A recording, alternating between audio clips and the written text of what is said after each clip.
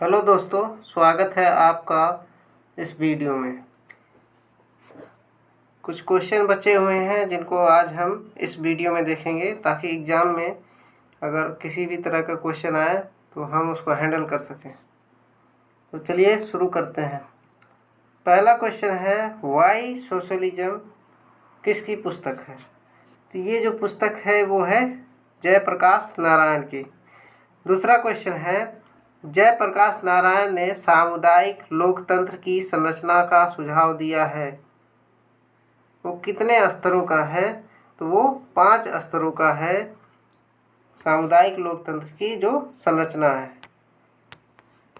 Next question है, JP Narayan की संपूर्ण क्रांति या समग्र क्रांति की परिधि में कितने आयाम शामिल हैं? तो 7 आयाम जो है शामिल हैं। जयप्रकाश नारायण के सर्वोदय की अवधारणा आधारित है तो विकेंद्रीकरण पर। ये गांधी जी से इंस्पायर थे, इसीलिए इनका जो सिद्धांत है सर्वोदय का वो भी विकेंद्रीकरण पर आधारित है। अगला क्वेश्चन है, लोकनायक उपनाम से किसको जाना जाता है? इसको जयप्रकाश नारायण को जो है लोकनायक के नाम से जाना जाता है। जयप्रकाश नारायण संपूर्ण क्रांति की घोषणा जो है कब करते हैं? तो ये 5 जून 1974 को संपूर्ण क्रांति की घोषणा करते हैं। अगला क्वेश्चन है, जयप्रकाश ने किस प्रकार के लोकतंत्र को अपनाने का सुझाव दिया है? तो उन्होंने दल विहीन लोकतंत्र को जो है अपनाने का सुझाव दिया है। गांधी जी ने शांति का दूत किसे कहा है? तो अहिंसा के जो पुजारी हैं उनको शांति का दूत कहा है गांधी जी ने। भारत में बुनियादी शिक्षा किसके द्वारा शुरू की गई थी? तो बुनियादी शिक्षा जो है वो महात्मा गांधी के द्वारा शुरू की गई थी। गांधी जी की मैनिफेस्टो यानी कि घोषणा पत्र कहलाती है हिंद स्वराज के नाम से जाना जाता है गांधी जी के घोषणा पत्र को। सर्वोदय की अवधारणा गांधी जी ने कहाँ से ली थी? तो गांधी जी ने जॉन रस्किन से ली थी। नेक्स्ट क्वेश्चन है, गांधी जी ने सदैव किस पर जोर दिया है? तो आत्मसंयम पर। अगला क्वेश्चन है, बाइबिल के किस अध्याय का गांधी जी पर विशेष प्रभाव पड़ा है? तो गिरी वचन का जो है बहुत ही गहरा प्रभाव पड़ा है। नेटाल इंडियन कांग्रेस की स्थापना कब की गई थी? तो 22 मई 1894 को नेटाल इंडियन कांग्रेस की स्थापना की गई थी। गांधी जी के गीता के अध्ययन से गांधी जी ने किसकी प्रेरणा ली है? अपरिग्रह, समभाव, ट्रस्टीशिप और उपयुक्त सभी। ये मतलब कि ये सभी जो है गांधी जी ने गीता से लिया है। समभाव का शायद यहाँ पे तात्पर्य है सर्वोदय, मिसप्रिंट हो गया है। अगला क्वेश्चन है, गांधी जी ने इनटू नहीं है, ये अनटू है। अनटू द लास्ट पुस्तक का गुजराती भाषा में किस नाम से अनुवाद किया है? तो गांधी जी ने सर्वोदय के नाम से जो है अनुवाद किया है। एफिल टावर मनुष्य की मूर्खता का परिणाम है, उसके ज्ञान का सबूत नहीं है, ऐसा जो है किसका मानना था? तो इस बात को टॉलस्टॉय ने कहा है। आरंट के अनुसार यानी कि हन्ना आरंट के अनुसार प्राचीन यूनानी नगर राज्यों में कौन सा जीवन प्रमुख था?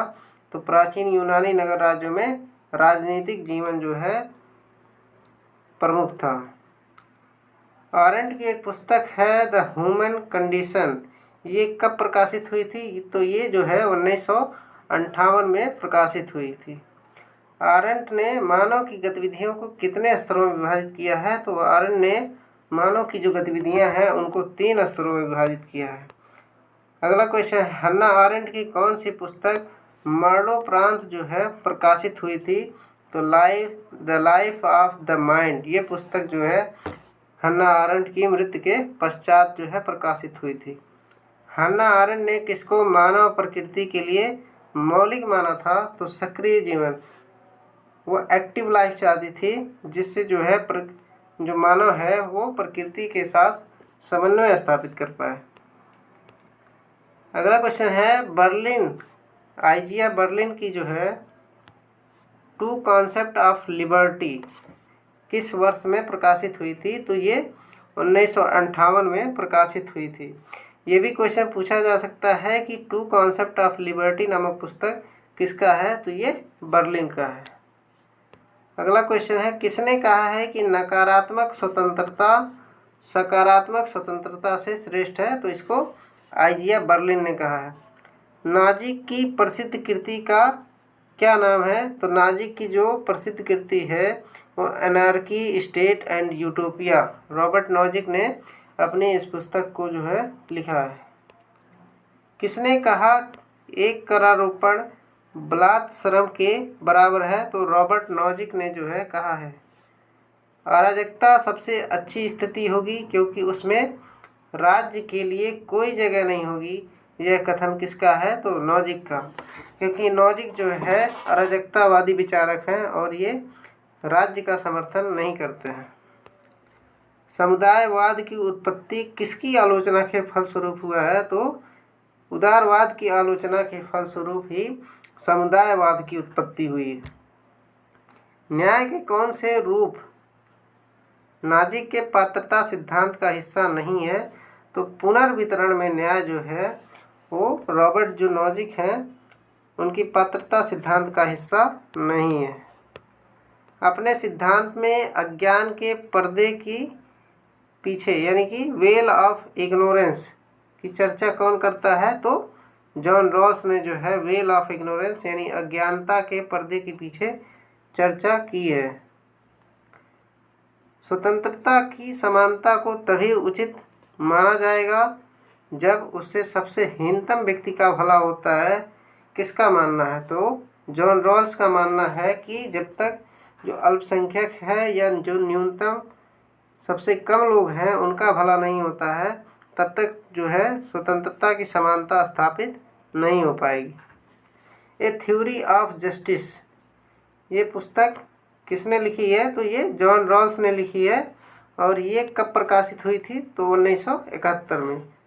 रॉल्स के मतानुसार मूल स्थिति यानी कि ओरिजिनल पोजीशन जो है क्या है? तो वो एक काल्पनिक पोजीशन है जिसमें वो कहते हैं कि सभी व्यक्ति एक ऐसी स्थिति या दशा में चले जाएंगे जहाँ पे किसी को अपनी योग्यता, जाति, धर्म कुछ भी याद नहीं होगा और ऐसी परिस्थिति में वो मिलकर एक जस्ट सोसाइटी का जो है निर्माण करेंगे। निम्न में से किसका मत है कि रॉल्स ने समानता पर अत्यधिक बल देते हुए मनुष्य की स्वतंत्रता का जो है बलिदान कर दिया है? तो स्वेच्छातंत्रवादियों ने कहा है कि रॉल्स ने समानता पर अत्यधिक बल देते हुए मनुष्य की स्वतंत्रता का बलिदान कर दिया है। अगला क्वेश्चन है रॉल्स की न्याय की संकल्पना किस पर आधारित है? तो ये समझौतावादी सिद्धांत पर आधारित है। अगला क्वेश्चन है निम्न में से किस विचारक का मानना है कि न्याय के लिए सभी लोगों के लिए समान लाभ की आवश्यकता है? तो रॉबर्ट नॉजिक का मानना है। किसने कहा है कि मनुष्य सोने की पिंजरे में बंद पक्षी की तरह उसकी चमक धमक से इतना मुक्त हो गया है कि वह मुक्त आकाश में उड़ान भरने के आनंद को भूल गया है? तो इसको कहा है हर्बर्ट मार्क्यूज ने। अगला क्वेश्चन है जॉन रॉल्स ने न्याय के कितने सिद्धांतों का प्रतिपादन किया है? तो उन्होंने न्याय के 2 सिद्धांतों का प्रतिपादन किया है जिसमें पहला है समान स्वतंत्रता का सिद्धांत और दूसरे सिद्धांत में 2 सिद्धांत आते हैं जिनमें पहला है भिन्नता का सिद्धांत और दूसरा है उचित समानता का सिद्धांत।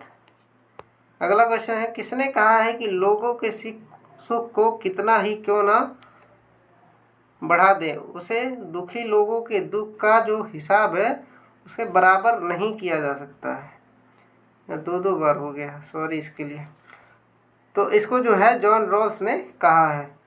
अगला क्वेश्चन है जॉन रॉल्स ने अपने न्याय के सिद्धांत को क्या कहा है? तो उन्होंने अपने न्याय के सिद्धांत को शुद्ध प्रक्रियात्मक न्याय यानी कि प्योर प्रोसीजरल जस्टिस कहा है। ये क्वेश्चन इम्पोर्टेंट है, शायद आ सकता है एग्जाम में। अगला क्वेश्चन है, सर्व प्रमुख मानव अधिकार संपत्ति का अधिकार है, ये किसने कहा है? तो इसको रॉबर्ट नॉजिक ने कहा है कि सबसे पहला या सबसे प्रमुख जो अधिकार है मानव का वो संपत्ति का अधिकार है। रॉबर्ट नॉजिक ने इस बात को कहा है। किसने कल्याणकारी राज्य का विरोध किया है? तो रॉबर्ट नॉजिक ने जो है कल्याणकारी राज्य का विरोध किया है। आइए अब कुछ इम्पोर्टेंट बुक है जो विभिन्न थिंकरों ने लिखा है उसको देख लेते हैं।